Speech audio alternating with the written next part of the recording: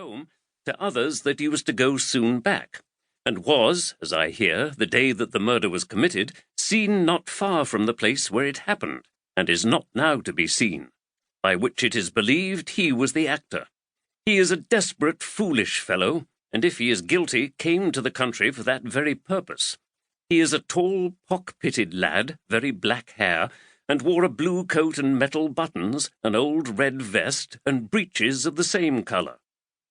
A second witness testified to having seen him wearing a blue coat with silver buttons, a red waistcoat, black shag breeches, tartan hose, and a feathered hat with a big coat dun-coloured, a costume referred to by one of the counsel as French clothes, which were remarkable. There are many incidents given in the trial that point to Alan's fiery spirit and Highland quickness to take offence. One witness declared also that the said Alan Breck threatened that he would challenge Ballyveolan and his sons to fight because of his removing the declarant last year from Glendora. On another page, Duncan Campbell, change-keeper at Anat, aged 35 years, married, witness cited, sworn, purged and examined ut supra depones, that in the month of April last the deponent met with Alan Breck Stewart, with whom he was not acquainted, and John Stewart in Ochnacoan, in the house of the walk miller of Ochofragan, and went on with them to the house. Alan Breck Stewart said that he hated all the name of Campbell, and the deponent said he had no reason for doing so. But Alan said he had very good reason for it, that thereafter they left that house, and after drinking a dram at another house, came to the deponent's house, where they went in and drunk some drams, and Alan Breck renewed the former conversation. And the deponent making the same answer, Alan said that if the deponent had any respect for his friends, he would tell them that if they offered to turn out the possessors of Ardshiel's estate, he would make black cocks of them before they entered into possession, by which the deponent understood shooting them, it being a common phrase in the country.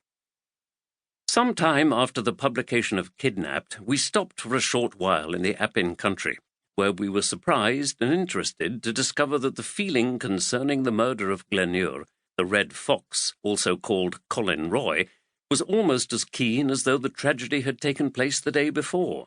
For several years my husband received letters of expostulation or commendation from members of the Campbell and Stewart clans. I have in my possession a paper, yellow with age, that was sent soon after the novel appeared, containing the pedigree of the family of Appin, wherein it is said that Alan, 3rd Baron of Appin, was not killed at Flodoun, though there, but lived to a great old age. He married Cameron, daughter to Ewan Cameron of Lochiel. Following this is a paragraph stating that John Stewart, 1st of Ardshiel, of his descendants Alan Breck, had better be omitted. Duncan Barnes Stewart in Achindarach, his father, was a bastard. One day, while my husband was busily at work, I sat beside him reading an old cookery book called The Complete Housewife, or Accomplished Gentlewoman's Companion.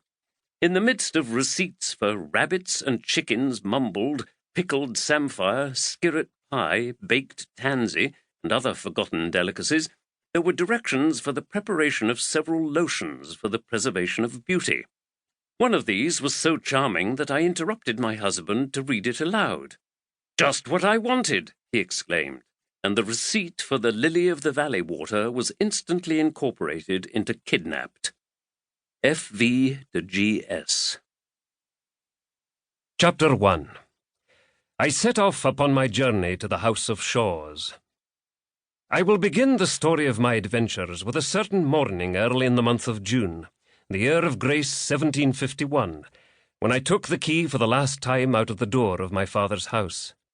The sun began to shine upon the summit of the hills as I went down the road, and by the time I had come as far as the manse, the blackbirds were whistling in the garden lilacs, and the mist that hung around the valley in the time of the dawn was beginning to arise and die away. Mr. Campbell, the minister of Essendine, was waiting for me by the garden gate. Good man. He asked me if I had breakfasted, and hearing that I lacked for nothing, he took my hand in both of his and clapped it kindly under his arm. "Well, Davy lad," said he, "I will go with you as far as the ford."